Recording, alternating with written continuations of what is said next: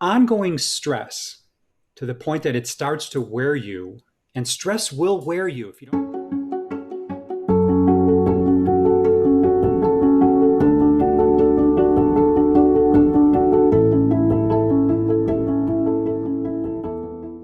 Thanks so much for Yeah. coming and agreeing to have this conversation. It's something we've talked about together, and I thought it would be really important for our audiences and the people we know and interact with to talk about this as well.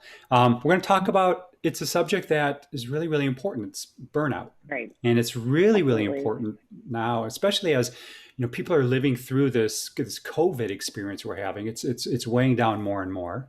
So today I've got people that my audience hasn't seen before. Emily and Indiana coming in from different places in the world. You guys want to just give a little Absolutely. bit about yourself? Emily, you want to start? Sure. Be happy to. Hi, everyone. My name is Emily Citroni. I'm a burnout coach, and I help leaders reduce stress, redefine success, and banish burnout to help them achieve their peak performance. And I'm happy to be here and having this conversation. This is really important. Awesome, awesome. D. Yeah, so I'm Diana Diniz, or better known as D, for Stephen and Emily. I'm calling in from the Netherlands. I'm a career development manager slash career coach. And what that means is that I coach people to find out what their next step is in their career and choosing a sustainable career.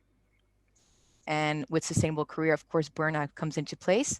Myself, I experienced burnout, so I'm an advocate of making sure that I coach people not to get into it, or leaderships to know how to deal with it.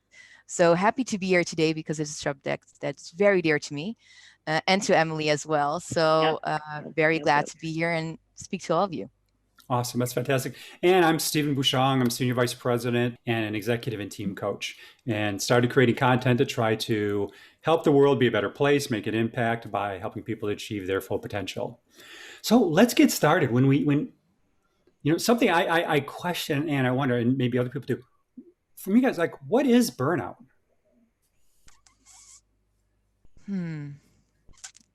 Yeah, I'm happy to take that. Yeah, jump So, put it simply, burnout is that state when you're in complete emotional and physical exhaustion. Your tank is empty, the battery is at zero, you have nothing left to give. There's really three core dimensions to it. This is based on research. And that is, again, the physical and emotional exhaustion, feeling a sense of detachment, cynicism to your work, those around you, and also a decline in your job performance. Wow. Plus a myriad of other symptoms as far as physical, emotional, and behavioral. Wow. Yeah. Do you anything to add to that? I mean, because that's big. Well, I'm glad Emily took the first one because I can because I really think that for me it ticks all the boxes. So if you ask me what is a burnout, for me it's taboo in a lot of corporate environments still to the day. So I'll tell you my perspective on what I think is a burnout. I think Emily hit it correctly. Like, that's the official one. And from my own experience working in a corporate world where I stepped into a burnout, I was one of the people that didn't believe in it. Like, I literally thought that burnout was for people that were just doing a job that was above their capabilities until it hit me. So I think, so that's how I see a burnout. And what Emily just explained, yes, it is physically exhausting. Your performance is leading your, the sense of as I am here, I'm always smiling. That wasn't the case. Mood swings like crazy. So you don't recognize yourself. It's really not recognizing yourself as a professional and in your personal life anymore. So I think that's it for me when I look at it from a personal experience. Wow, it seems so. It's interesting. So I've led teams for a long time, and watching, you can sometimes see when we've just gone through a real peak period for something, and all of a sudden you see people who are they're just not there. They just seem to be slowing down. I like Emily, what you said about the tank being empty.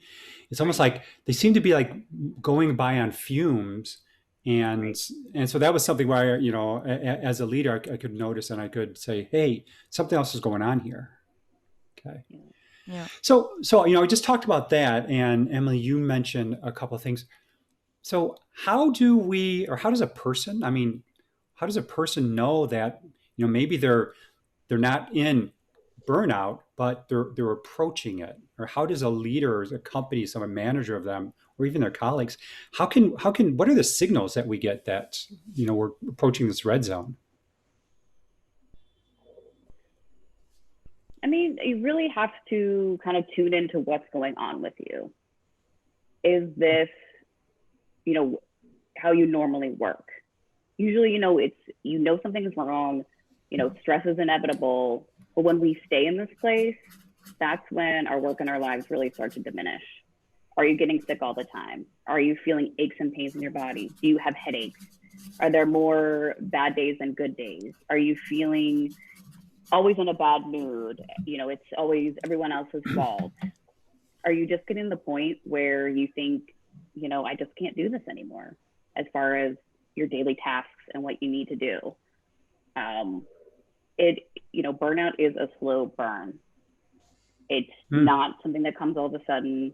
It's kind of, maybe months in the making. And it's really kind of tuning into what's going on with you in your life. What's standing in your way? Is your work diminishing because of this? Yeah, I see that. And Dee, when you were talking about, because you worked a lot of corporates, you were in the corporate environment and you went through this. Yeah. As you think about what you were experiencing, and then what you coach people on, what is it that you say, hey, keep an eye out for this? Yeah, so it was funny, when we talked about doing this session, and I thought that every burnout experience was different, but then, Emily wrote some notes, and I was like, oh, these are the signals for everyone. Yeah. It's not only me, but still, the first signal that I tell people, and I think that Emily hit it there, that it's something that, do you have more bad days than good days? I mean, we all had a bad week or a bad month, right? Deadline for a project, but that's not the case. And then, can you let it go? Because Yeah. that detaching from the work stress, when that happens and you cannot detach, that's Yeah. the first signal for me. Personally, I say, if you normally snooze once and now you're snoozing 12 times before you go to work, Right. that was Right. my thing. Like, I snooze like crazy, and I wasn't recognizing it, but I thought, oh, I'm just tired. Um, so when you think you're just tired for longer than a few consecutive weeks, then that should be an alarm. But I know, Emily, how you see it. Yeah. Yeah. For me, I felt like I was on a hamster wheel that I couldn't get off. That Yeah. if I just kept going and going and going, that it would fix everything. But it really essentially made everything so much worse that I wasn't capable to do my job the way I knew I could. Yeah. What happens? I mean, so people talk about burnout, and Yeah. there is some stigma around it. People are afraid to talk about it openly, because we have the stigma. I'm in the States, in Europe as well. These things are, people's like, yeah, go, go, strong, strong, strong. Yeah. Um, Yeah. what are some of the real important reasons that people should be addressing this, both from a personal perspective and then from a company perspective? Do you want to So, start?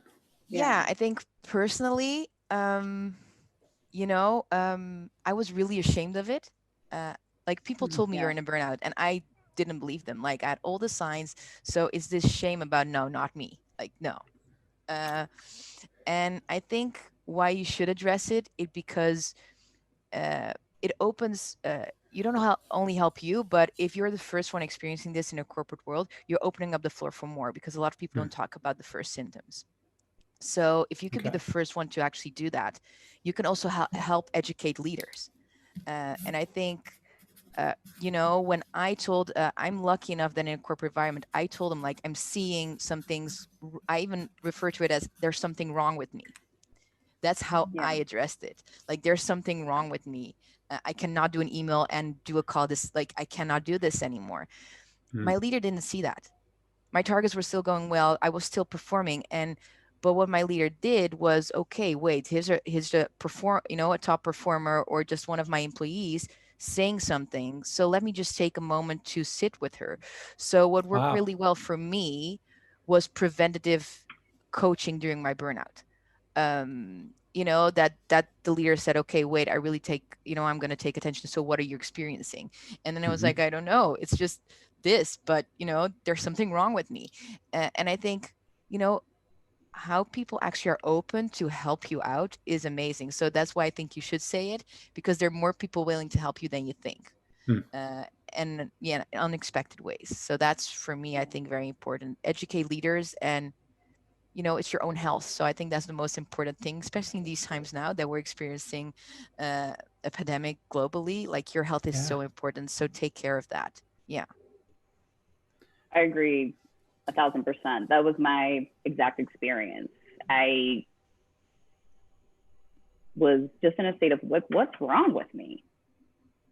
And I had no idea how to fix it. And it just continued to kind of snowball and snowball, and it did impact my performance. I just got to the point where it was just too much. And to, echo what Deanna said, have those conversations now. If you're feeling this way, yes, they might be uncomfortable. Yes, they might be tough, but your health and your life, your life and your livelihood are at stake here.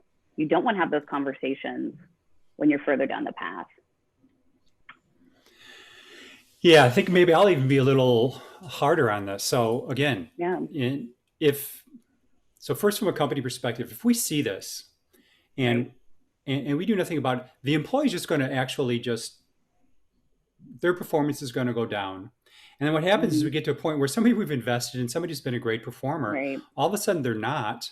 And Yeah. and so then what do? We either put them in a place where they actually get worse, or we try to like push them out.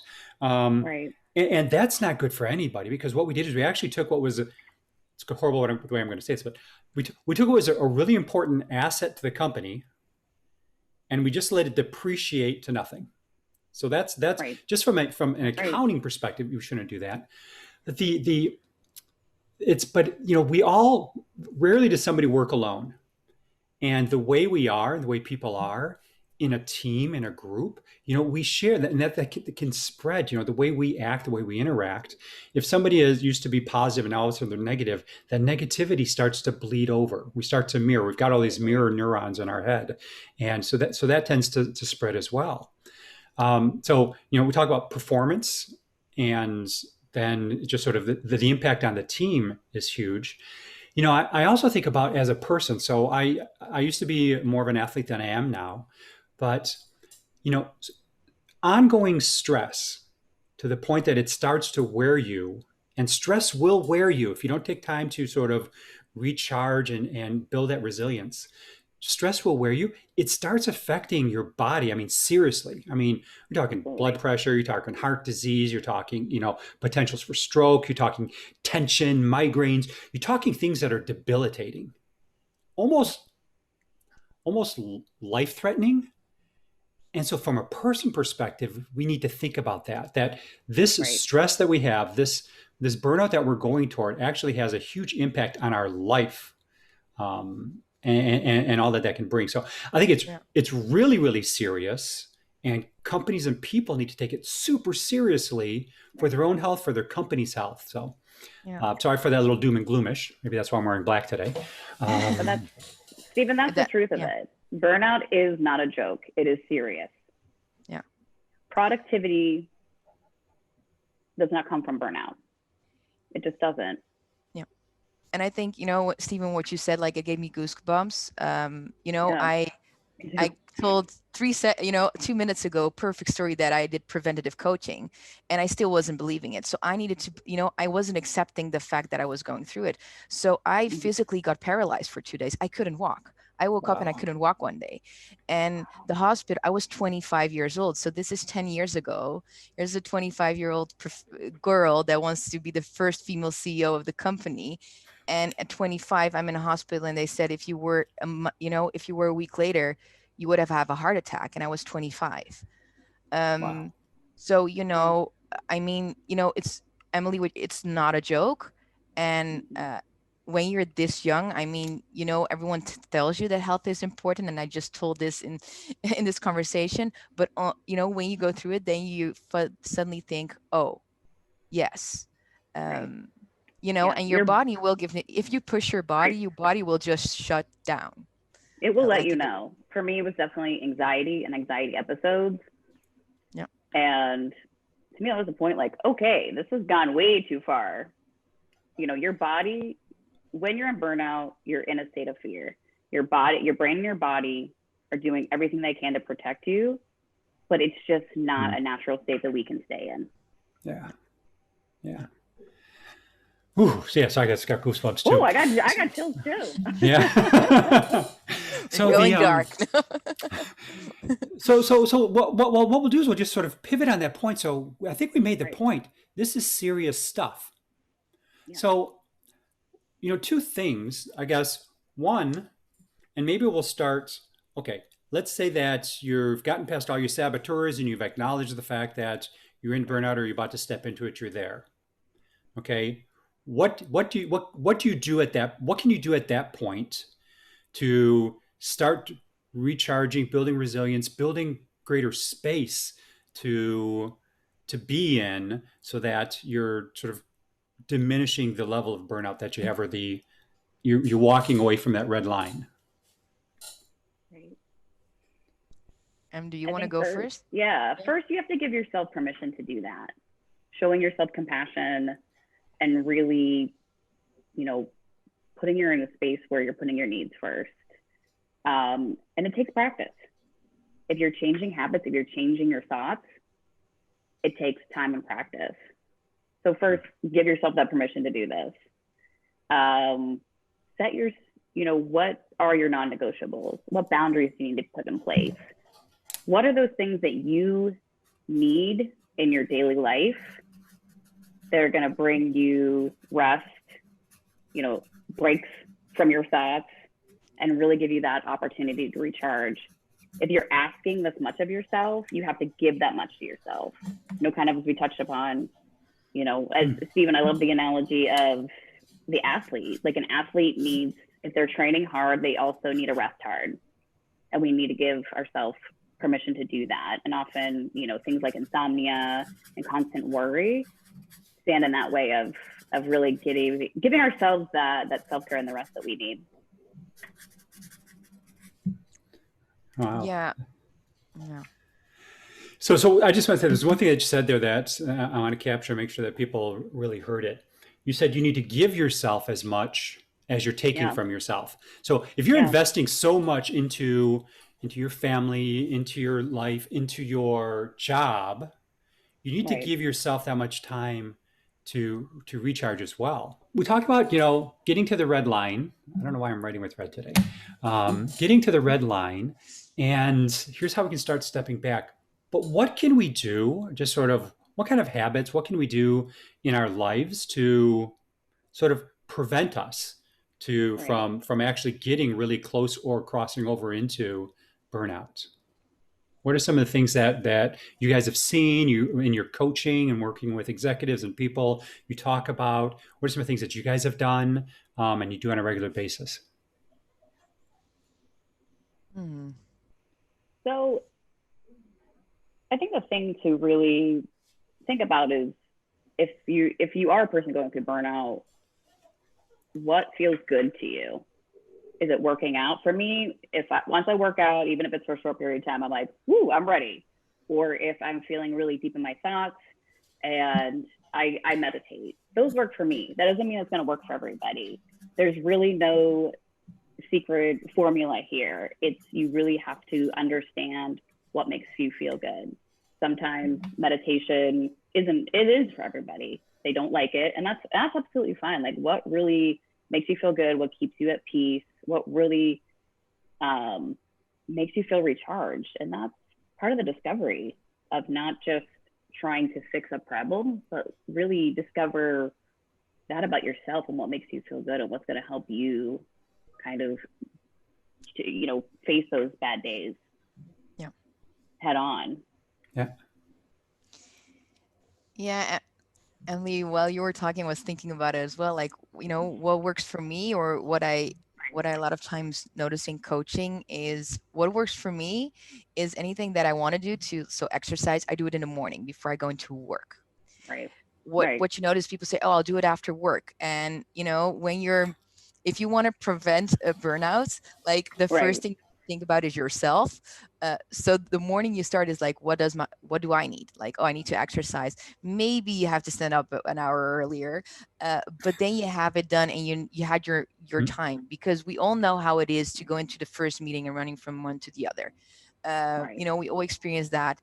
Um, I personally have it now in place that in between meetings, I really have it blocked. I do have full scheduled days, but I make sure there's a Right. balance. So I always look back at a week and say, okay, how was the week for me? How do I feel on Friday? If you're exhausted and you need to sleep the whole Saturday to, load your battery, there's Mm. something wrong there. Yeah. Uh, so I think that's what I do. I evaluate on Friday, like, Friday should be the day that you're still energized to, have fun with your friends, with your family, something that gives you energy. So for me, it start in the morning, with what gives you energy, Right. and look on Friday, or look in the weekend, to have enough energy to fill up the battery Yeah. again and go for it. Right. Yeah. It's great hearing that. 'Cause I'm a morning person as well. I get up early. I do my exercise in the morning, and then I attack the day. Um, the interesting thing is, I was just thinking back of for some of my friends, some of the people that people that I've grown up with, that have their professional path has taken them more to trades rather than sort of a thought workers. And I watch what they're doing. Some of them people, they love carpentry. They make chairs. They do stuff like that. Right. It's a hobby that they have, and during that hobby, they're doing something, and that's recharging them. That's helping them get through and sort of relativize all of those hard points that they had during the week. I ride motorcycles, and the guys that I ride motorcycles with, a couple of them own their own businesses, and that's kind of stressful, especially right now in the COVID. And what I've seen is what they've done is they've actually started working more on their motorcycles, taking them apart on the weekends, cleaning them up, doing things like that, because it gives them pleasure, and that pleasure getting that they're getting from that, and they're working with their hands or working with their mind, that's helping them recharge to be ready for the next week that's coming. So I think there are a lot of different ways. To talk about blocking your day. So I learned, and Yeah. I actually put think time, or I guess thinking time, into my calendar. Okay. And I block it so that when everybody else is trying to get my time, that's time that they can't get. And that's my time to breathe, to relax, to read, to do some research, and just think about. I mean, I get paid to think about the future. So I can actually think about the future rather than, oh my gosh, what are we going to do next week?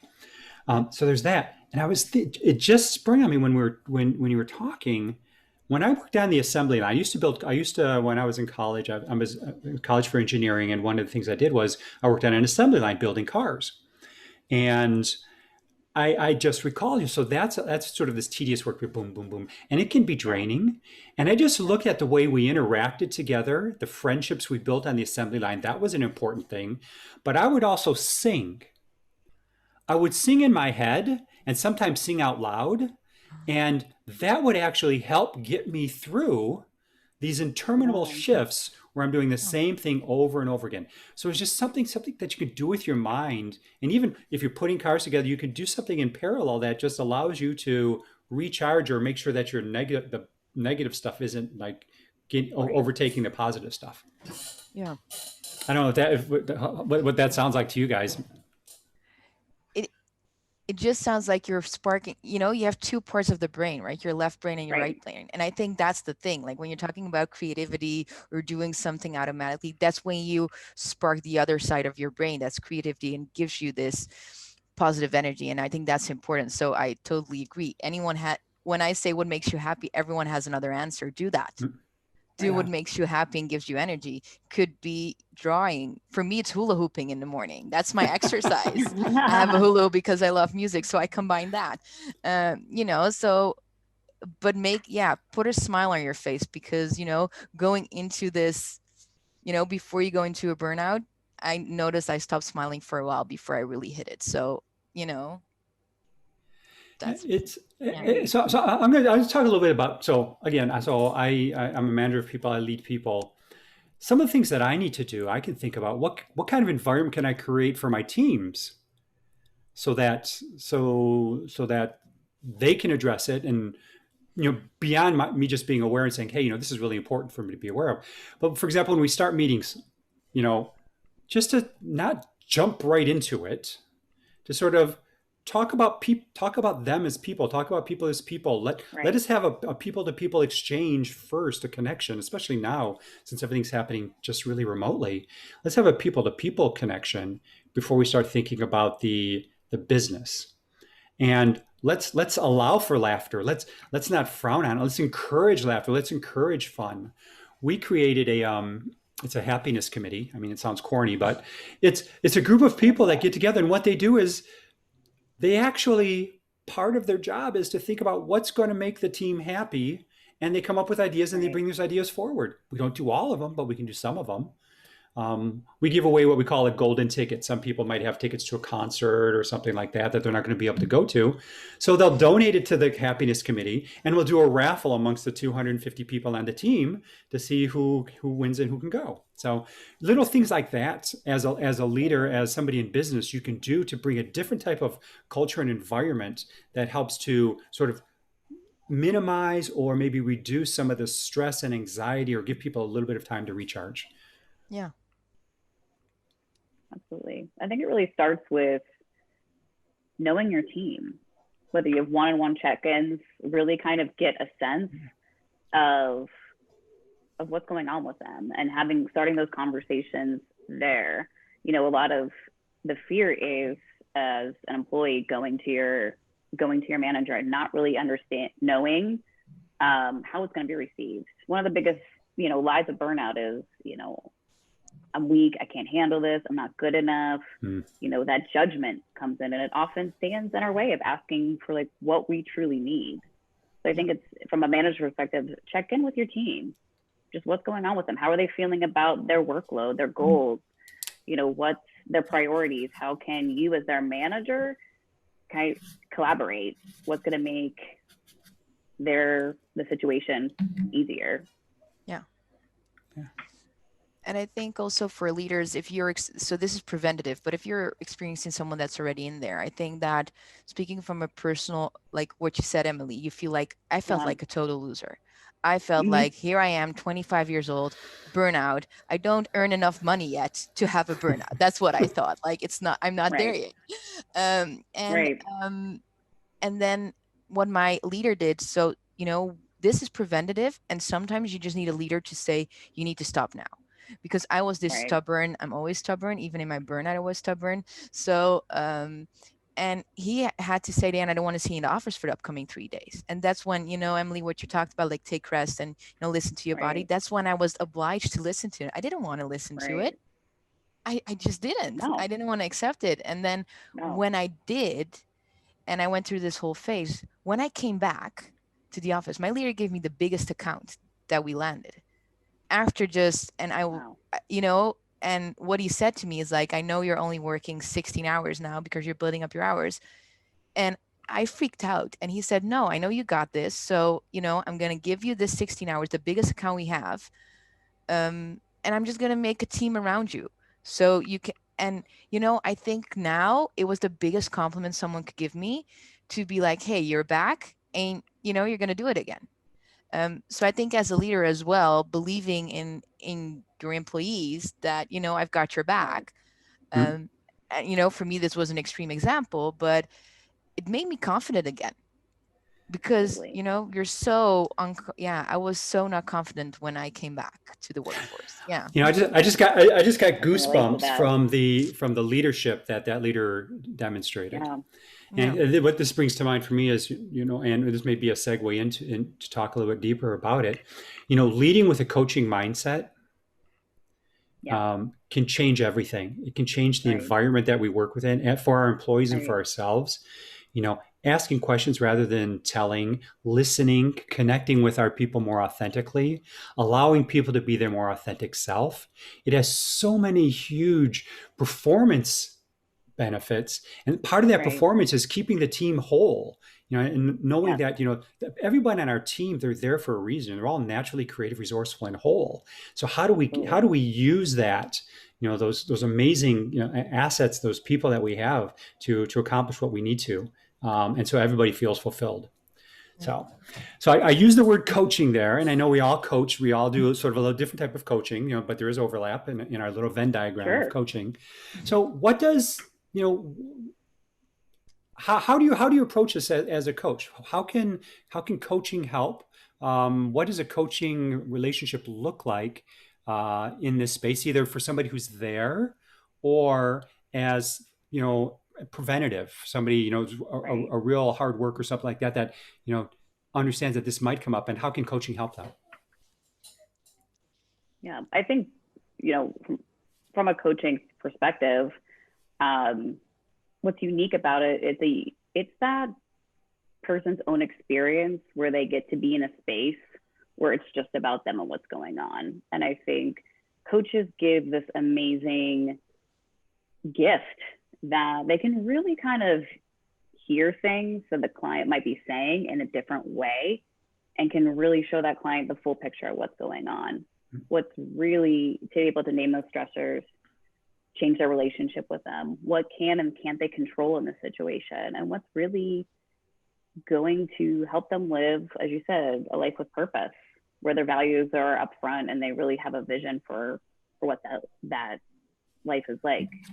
Is it something that happens overnight? No, it takes time to really, as we kind of mentioned, saboteurs, which are those pieces and parts of our subconscious that feel so real and have been with us for so long. And once we really get to know those pieces and parts and how to kind of be in a relationship with them, but we're running the show and they're kind of being quieter, although they pop in, especially when we're trying to do something new. That's just how they work. But it really can change everything in your perspective of what's really going on and what's really important. So I really think that's where a coach and coaching can really offer that unique perspective. Because when you're in it, you're in it. Mm-hmm. And it's hard to kind of, even if you're talking to others, family members, partners, they just have this ability to give a different perspective. Yep.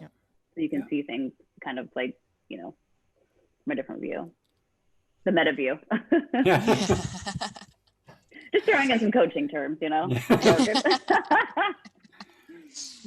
And so, what are your thoughts there? Yeah, I think I echo what Emily's saying, and it all has to do with diving deep.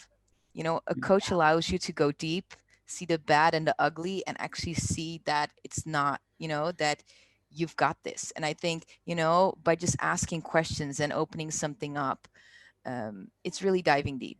Family members, even employers, there's always, even the greatest leaders still think while they're asking you questions, they're already thinking about other stuff, where a coach is fully present just with you and gives you the whole stage to be who you want to be at that moment.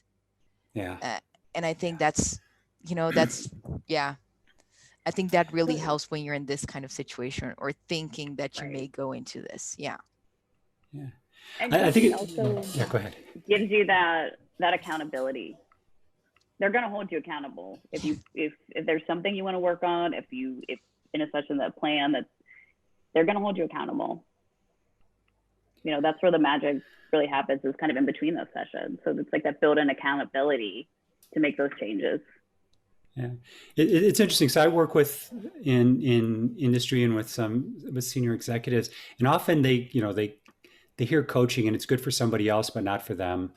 And I have to remind them, if you think about the best athletes, okay, think about Magic Johnson, think about Shaq when he was playing, think about LeBron James. If you think about basketball, think about the top athletes. They actually have performance coaches, not necessarily to tell them how to be a better basketball player or how to be a better football player, a better runner, a better skier. The coach is actually there to help them break through those barriers that they've created for themselves, those constraints that we all build around our being and our thoughts. And that's what I think coaching and the coaching that I've done and I've seen, it allows people to do, one, to really understand themselves, understand their purpose, understand their values. When the work you're doing aligns with your purpose and your values, you're most likely to be energized and have that sort of auto refill your tank than when they're going against one another. And the coaching, like you said, it allows you to go deep. It allows you to explore things from different perspectives. And one thing that's really important, so I do some coaching inside the enterprise as well, where I work, And people need to understand when you're working with a coach, confidentiality is supreme. That Absolutely. if there is no safer place other than in your own head, there's no safer place for you to have a conversation and tell you what's actually going on. And sometimes just being able to talk about it lifts this burden, Yeah. off of you, and allows you to see with greater clarity. I mean, that's one of the reasons I got into coaching, was actually to help people achieve their potential, and through that, through other people, to change the world, to make a positive impact on the world. And I think that's one of the things that allows us to do in working with a coach, is that it's very positive, uplifting, and provides clarity towards the direction that we want to go in. Yeah. Sorry, that was long-winded, wasn't it? No, but I think that's definitely an important point. If you're in burnout, you're not yourself. You're not performing. You're not living up to your full potential. Mm-hmm. How long do you really want to stay here is the question. Yeah. Yeah. So this has been an amazing conversation. Absolutely amazing. Yeah. But if we wanted to sort of summarize it, give some key takeaways, think about all the things we've talked about, maybe what it is, signs, how to manage, and coaching. What to say from each of us? Let's maybe pick 3 to 5 things that we'd want to leave people with. Who wants to start? I'm happy to start. I'm just gonna go off the top of my head here. First, if you're experiencing burnout, it is not your fault. What is happening? I want anyone who's listening who's feeling this way, or has, or concerned they might be going into that path. Again, it is not your fault. Your body and your brain are doing what they need to do to protect you right now. With that, being said, take care of yourself. Do what you need to do to take care of yourself. That's, especially if you're in this place, that's the most important right now. What resources are around you? Kind of what's standing in the way of getting for the help that you might need right now. And don't be afraid to ask.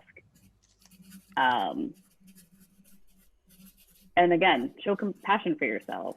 Give yourself time, and really do what you need to do for yourself right now. I think is really kind of the key messages that I'd convey to anybody who's feel like they're headed down that path. Okay, that's great.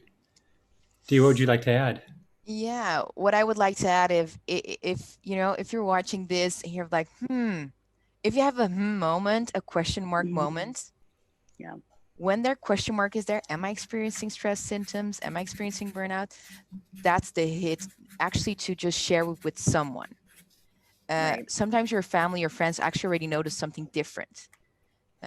Steven, you just mentioned that you see different things in your team. Sometimes the outside world sees it earlier than you do. You experience it, but the outside world sees it. So that's the difference. So I think when there's a question mark, share it with someone. Hey, I'm feeling different. Do you notice anything? That's how you open it. So baby steps, I think, when approaching this. The second tip is to, I think really to monitor sometimes. So that works for me. So my second tip is monitor yourself. Bad days, good days. That's confronting, but because I was so stubborn, so coming from a very stubborn person that didn't want to accept it, Yeah. maybe that. And definitely the third one is talk to leadership. If you're in a job right now, talk to your leader. Because leaders actually have been maybe going through this, but they became leaders because they know how to deal with certain things. They can protect you from things if you need it. Right. So that's for me, I think, in a job, to definitely do that. Okay. If you're already in it, sorry, Stephen, last Yeah, one. no, go for it. Yeah. If you're already in it, and I think confidentiality is so important at that moment. Choose someone outside of your personal space, out of your workplace, to talk to. Coach, a coach, or anything that you feel like, okay, this is where I can be my full self and I can just express myself how I'm feeling right now. So that's it for me. Wow. And to echo that, if you're getting to that space where you where you're really feeling stuck, that's where a coach can really come in and help you look at the situation in a different way. And one thing I would add is also name and get to know your stressors. What's really, yes, work might be stressful, but what about it?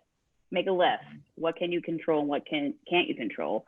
Is there a little change or something you can do to alleviate that stress? Like really get to understand and know what's kind of driving this burnout.